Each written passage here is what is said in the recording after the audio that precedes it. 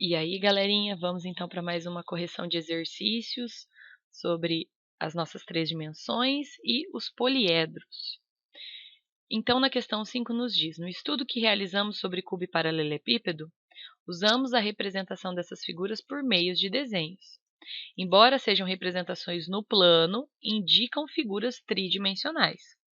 Pensando nessa ideia, assinale com um X as figuras que representam imagens de três dimensões. Então, dentre as imagens apresentadas na tela, quais delas representam, no caso, né, três dimensões? Então, nós temos aqui essa primeira figura grande aí ao lado esquerdo. Percebam que ela tem a ideia de profundidade, né? Na sequência, nós teremos também o cubinho que está no meio da tela. Então, diferente do quadrado que está acima, né? O quadrado, duas dimensões. O cubinho, como vocês podem perceber, ele tem três. Observem que tem um sombreadinho aí em cima das figuras que tem três dimensões. Aí nós temos uma pirâmide lá ao fundo e ainda um cilindro aqui do lado. Então, todas elas, vocês podem observar que tem esse sombreadinho aí na parte superior, que nos indica essa terceira dimensão, essa ideia de profundidade, que não existe nas outras três figuras. Questão 7. Na entrada de uma cidade, há uma letra T bem grande e de concreto. Essa letra pode ser representada pela figura seguinte. E ele quer saber, então, o número de vértices que nós encontramos nesse sólido. Bom, vértices são os cantinhos. Então, observem que nas pontas dos T's nós teremos vértices, né? Então, ó, nessa ponta aqui nós teremos 4 vértices, apesar deles estarem escondidinhos. 1, 2, 3 e um quarto vértice aqui fechando. Nessa aqui, mais 4. 1, 2, 3, 4. Aqui na base, mais 4. 1, 2, 3, 4. Entretanto, esses 12 vértices não são os únicos. Nós temos aqui também, ó, nessa concavidade aqui do T, mais 1, 2 e do lado de cá, 3 e 4. Então, um total de 16 vértices. Questão 9. Platão, filósofo e matemático grego do período clássico da Grécia Antiga, desenvolveu muitos estudos na área da filosofia e da matemática.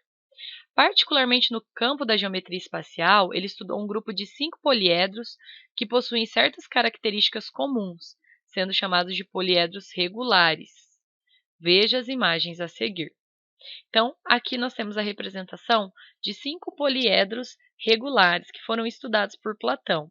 O tetraedro, os 4 faces, o hexaedro, com 6 faces, octaedro, com 8 faces. E aí eu ressalvo para vocês que no material está trocado o nome do icosaedro e do decaedro. Aqui está na maneira correta.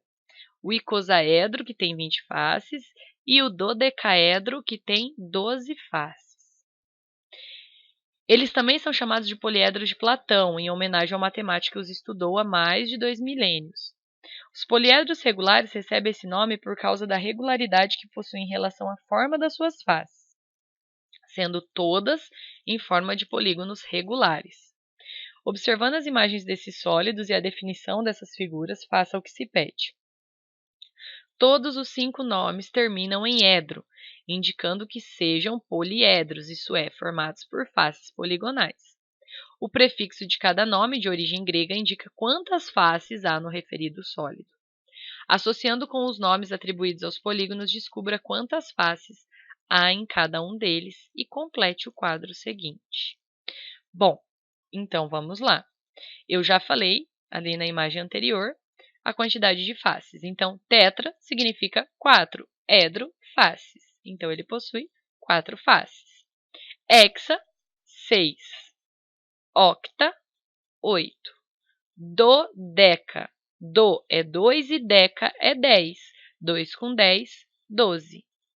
E o icosa representa 20.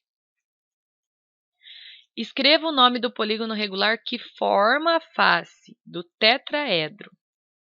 Então, olhem lá embaixo a figura do tetraedro. Todas as faces dele são em formatos de triângulo. O hexaedro, todas as faces são em formas de quadrados. O octaedro, novamente, triângulo.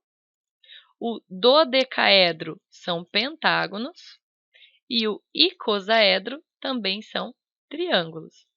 E aqui uma curiosidade para vocês: Platão também associou cada sólido geométrico a um elemento da natureza, ok?